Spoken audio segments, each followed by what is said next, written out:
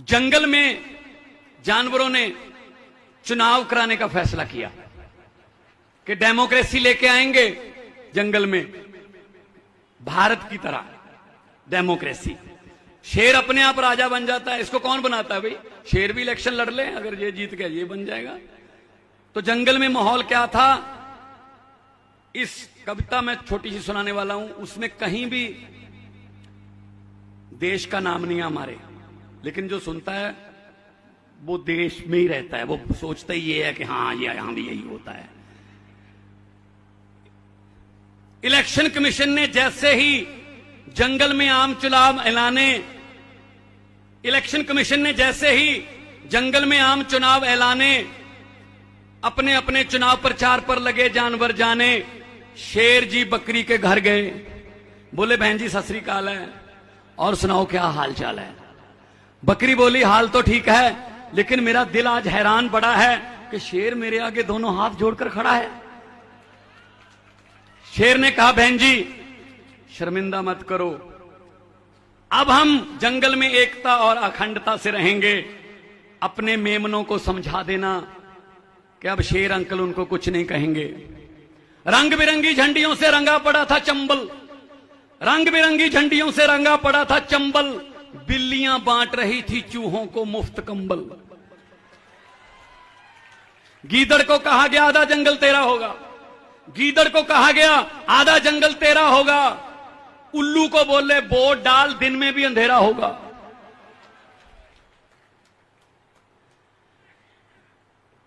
चूहों को आश्वासन दिया गया चील नहीं रहेगी, वो उठा के ले जाती है ना उनको अपने पंजे में। चूहों को आश्वासन दिया गया चील नहीं रहेगी, चीलों को भरोसा दिया गया चूहों की सप्लाई में ढील नहीं रहेगी। अब पूरा इलेक्शन कैंपेन करके दिन में शेर अपने घर जाता है, कहता है मेरी पत्नी शेरनी सारा जंगल घेरनी, क्या कर रही है शेरनी? तो शेरनी ने कहा शेर जी, पतिदेव जी, मेरा बाहर सैर पर जाने को दिल करता है, एक नरम सा नाजुक सा खरगोश खाने को दिल करता है। तो शेर ने कहा रे भाग्यवान, ये सुन ले मेरी फरियाद, खरगोश जितने मर्जी खा लेना, लेकिन इलेक्शन के बाद, इलेक्शन के बाद। ऐसा करते हैं ये हमारे साथ, ऐसे वादे करते हैं, उनके साथ भी वादे कर लेते हैं, हमारे साथ भी वादे कर लेते हैं, और इलेक्शन के बाद ये खरगोश की तरह हमें खाते हैं फिर 5 साल। और हमें कह रहे हैं अगर अरविंद केजरीवाल जी पूरी दिल्ली में इलाज फ्री कर देते हैं, बड़े से बड़े ऑपरेशन फ्री कर देते हैं, बिजली का बिल 0 आता है, महिलाओं के लिए बसों में सफर फ्री कर देते हैं, गुजरात में 10 लाख नौकरियों की बात करते हैं, 3000 रुपए बेरोजगारी भत्ते की बात करते हैं, पंजाब में बिजली मुफ्त, मोहल्ला क्लिनिक की बात करते हैं, तब ये कहते हैं केजरीवाल फ्री की रेवड़ी बांट रहा है। कहते हैं ना भाई, लोगों के टैक्स का पैसा लोगों पर लगाने को आप फ्री की रेवड़ी क्यों कहते हो? जो कनाडा, अमेरिका और डेवलप कंट्री हैं वो भी देते हैं अपने नागरिकों को पैसे, वहां इसको सोशल सिक्योरिटी बोलते हैं। अच्छा, बिजली पैसे बचा के जो पुल बनना था 350 करोड़ में, उसको 200 करोड़ में बना के नई टेक्निक से 150 करोड़ बचा के लोगों की बिजली फ्री कर दी, इलाज फ्री कर दिया। ये फ्री की रेवड़ी थोड़ी है। अगर ये फ्री की रेवड़ी है तो मोदी साहब मुझे ये बता दीजिए, हर व्यक्ति के खाते में 15 लाख आने वाला पापड़ किसने बेचा था?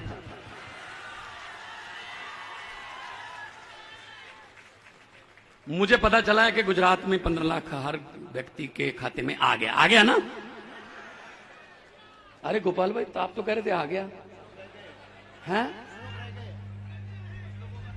हमारा भी नहीं आया। इनके 15 लाख की बात छोड़ो, जो हमारे घरों में 2-2, 3-3 हजार बचत करके रखा हुआ था नोटबंदी करके, वो भी ले गए।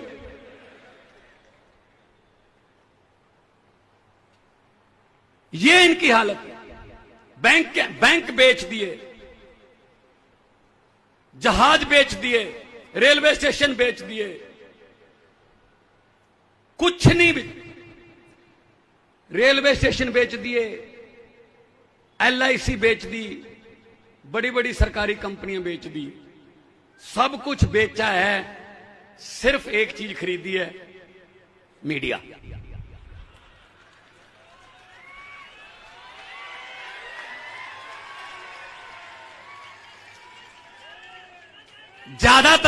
ज्यादातर मीडिया मैं आपको हाथ जोड़ के बेनती करता हूं, 7 बजे के बाद जो टीवी चैनल पर डिबेट आती है, या तो कोई टैबलेट ले लिया करो ताकि BP ना बढ़े, वरना ना ही सुनो। क्या उसमें कभी कोई नौकरी की बात होती है? कभी कोई कॉन्ट्रैक्चुअल कर्मचारियों की बात होती है? कोई सड़कें, बिजली, पानी, शिक्षा की बात होती है? नहीं, बस सिर्फ धर्म की बात होती है, ये हो ये हो ये हो। वो हमारा मुद्दा नहीं है। जब से होश संभाला है, एक आदमी देखा है मैंने जिसने ये कहने की हिम्मत कर दी इलेक्शन से सिर्फ 1.5 महीना पहले इलेक्शन से उस आदमी ने हिम्मत की वो बात कहने की जिसके लिए जिगरा चाहिए। वो था अरविंद केजरीवाल, जिसने कहा दिल्ली की इलेक्शन से पहले कि अगर मेरे 5 साल के पुराने काम अच्छे लगे तो वोट दे देना, वरना नहीं देना। इलेक्शन का समय था, किसी पार्टी के दफ्तर में आग लग गई, पार्टी के दफ्तर से फोन गया फायर ब्रिगेड को कि जल्दी पहुंचिए जी, हमारे दफ्तर में आग लग गई, ये विरोधियों की चाल है, हमारे जहां पूरा प्रचार की सामग्री, पोस्टर, झंडे यहीं पड़े हैं, सर हम इलेक्शन हार जाएंगे अगर ये आग पर काबू ना पाया गया। 5 मिनट के बाद उसी फायर ब्रिगेड में फिर फोन गया उसी आदमी का, कहते जी आने की जरूरत नहीं है, कोई आग बुझाऊ गाड़ी आने की यहां लाने की जरूरत नहीं है। तो उन्होंने पूछा क्या आग पर काबू पा लिया गया है? कहता आग पर काबू नहीं पा लिया, मैंने ही पार्टी बदल ली है, अब वो विरोधी पार्टी का दफ्तर है, जलने दो। ये होता रहा है आपके साथ, कभी इधर कभी उधर। अगर ये ऐसा कर सकते हैं नेता लोग, कभी उधर बदल गए कभी इधर बदल गए, तो तुम एक जगह पे क्यों खड़े हो? तुम भी इस बार झाड़ू उठा लो, बदल लो।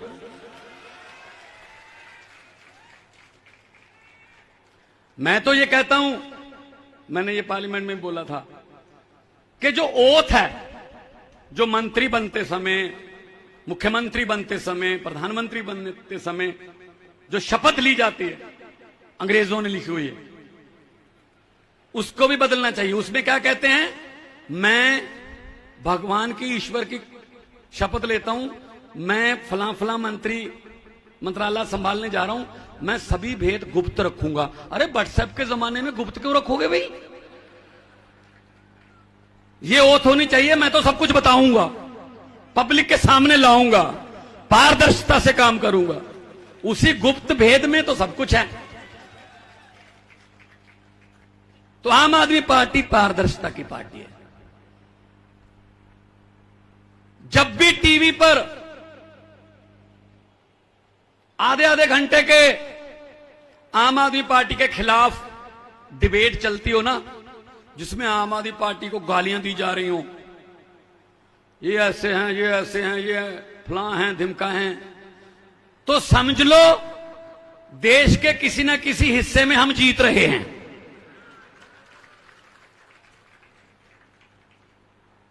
आम आदमी पार्टी, आम लोगों की पार्टी।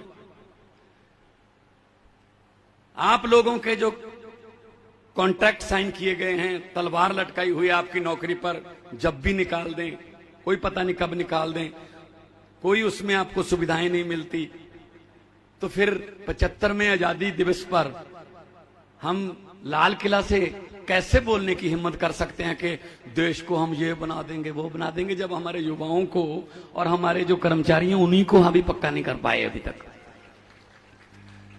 मैं तो जब से होश संभाला है, मैं सुबह सुबह 15 अगस्त को वो देखता हूं जो लाल किला पे फंक्शन होता है, जब से होश संभाला है वही भाषण, अफसरों का लिखा हुआ भाषण,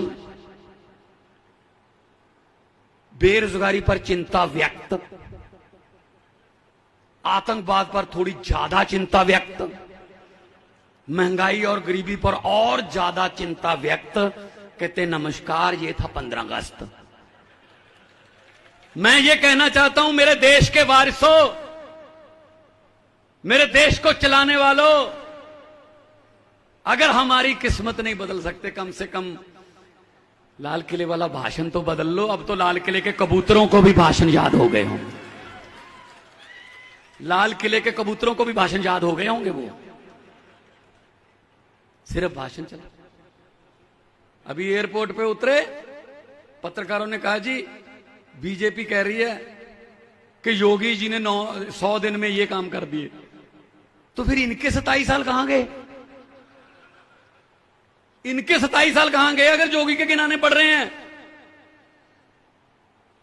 कुछ नहीं है इनके पास, सिर्फ बातें। आजकल क्योंकि इलेक्शन नजदीक आ चुके हैं, अभी जुमला फैक्ट्रियों में नए नए जुमले बन रहे हैं, तैयार हो रहे हैं नए नए जुमले कि कौन से जुमले से लोगों की भावनाएं भड़केंगी, कौन से जुमले से लोग एक दूसरे से लड़ेंगे, कौन से जुमले से एक दूसरे से इनको अलग किया जाएगा, कौन से जुमले से लोग नफरत फैलेगी। ये जुमले बन रहे हैं अभी पार्लियामेंट, उसमें इनकी फैक्ट्रियों में। सो इनके जुमलों से बचना। और हमने विधायकों की पेंशन बंद कर दी। हर बार जितनी बार जीतते जाओगे उतनी बार पेंशन मिलती थी, वो बंद कर दी। उसी से जो पैसा बचेगा वो बेरोजगारों को नौकरी देने पर लगाएंगे। कहते हैं ना कि पैसा कहां से आएगा, ऐसे आता पैसा। और वैसे भी हमारे तो नेशनल कन्वीनर जो हैं वो इनकम टैक्स के ऑफिसर हैं, IRS हैं। इनको तो सब पता है कि पैसा कहां से लाना है, कहां लगाना है, कैसे बचाना है। अब इनकम टैक्स वालों को नहीं पता होगा तो किसको पता होगा? तो ये दिल्ली में हमने सफलतापूर्वक करके दिखा दिया। कांग्रेस वैसे तो मतलब क्या हालत हो गई है कांग्रेस की कि जिसको भी कहो कांग्रेस का प्रधान बनना है, कहता नहीं नहीं मैं नहीं बनूंगा, मैं नहीं बनूंगा, भाग रहे हैं। मैं सबसे कहते जी पुरानी पार्टी 1885 में बनी थी, 2 टर्म से 2015 में और 2020 में देश की राजधानी में देश की सबसे पुरानी पार्टी 2 बार हो गए। कितने MLA हैं? 0। जहां सोनिया गांधी, राहुल गांधी, अमित शाह जी, बीजेपी के सारे मंत्री रहते हैं, वहां का MLA पता कौन है? अरविंद केजरीवाल। नई दिल्ली विधानसभा है वो, नई दिल्ली विधानसभा है। इसका मतलब इन नेताओं के घर में जो काम करते हैं, रसोई में या माली, सब आम आदमी पार्टी को वोट देते हैं, क्योंकि वो इनको नजदीक से देखते रहते हैं कि इनकी नीयत क्या है।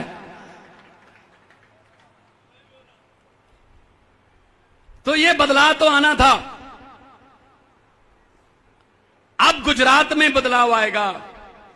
जो झाड़ू है उससे, झाड़ू से हम इससे पहले झाड़ू से हम सिर्फ दुकान या मकान साफ करते थे, अब इस झाड़ू से अरविंद केजरीवाल की अगुवाई में पूरा हिंदुस्तान साफ किया जाएगा। मुझे पत्रकारों ने पूछा कि आपने कैसे आंधी रोक दी? मैंने कहा कौन सी आंधी? कहते बीजेपी की दिल्ली में रोक दी, पंजाब में रोक दी, 2 बार दिल्ली में हो गया, अभी पंजाब में आ गए आप, तो कैसे आंधी रोकी है? मैंने कहा जी सिंपल है, उनका चुनाव चिन्ह क्या है? वो बोले कमल का फूल। मैंने कहा कमल का फूल कहां उगता है? कहते जी कीचड़ में। मैंने कहा हमारा चुनाव चिन्ह क्या है? कहते जी झाड़ू। मैंने कहा लोगों ने झाड़ू से कीचड़ साफ कर दिया, कमल उगा ही नहीं। आप लोग भी झाड़ू से कीचड़ साफ कर दो, बाद में कांग्रेस की तरह बीजेपी भी गुजरात में एक एमएलए ढूंढती रह जाएगी कि एक एमएलए तो हो जाए। बहुत हो गया, बहुत हो गया। 27 साल से परख रहे हो। सियाने कहते हैं एक बार परखे को दोबारा नहीं परखते।